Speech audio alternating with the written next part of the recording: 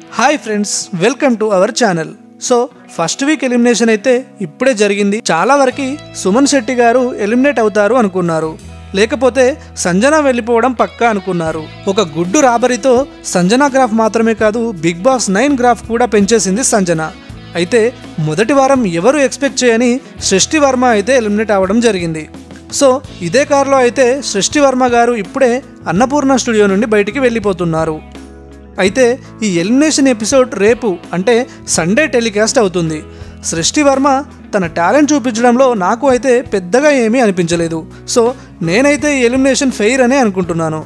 ఈ elimination ఫెయిరా అన్ఫెయిరా మీరేమనుకుంటున్నారో comment చేయండి.